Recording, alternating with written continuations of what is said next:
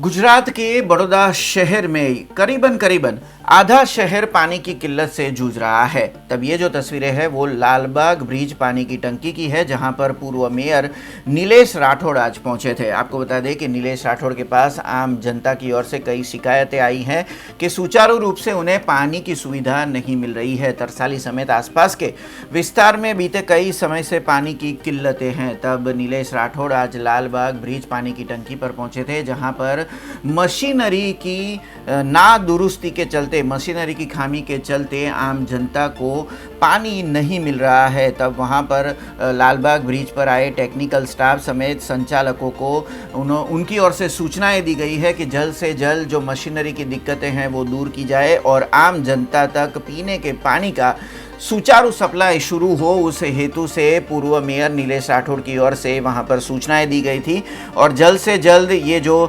पानी की किल्लत से जूझ रही जो विस्तार है, तरसाली समेत आसपास का जो विस्तार है, उनके नागरिकों को जल्द से जल्द सुचारू पानी का सप्लाई मिल सके, उस हेतु से ज़रूरी कार्यवाही करने की सूचनाएं पूर्व मेयर की ओर से लालबाग ब्रिज के जो टेक्निकल स्टाफ है उन्हें आज दी गई थी। જોઈ શકો છો કે લાલબાગ જે ટાંકી છે ખૂબ જ જૂની ટાંકી હતી, એટલે એને તોડવામાં આવી। સાથે સાથે જ્યારે ટાંકી તૂટી ગઈ હોય અને થોડો ઘણો 2-3 ml પાણીનો ફરક પડ્યો છે, એના અનુસંધાનમાં અધિકારીઓ સાથે ચર્ચા કરવા આવ્યો હતો।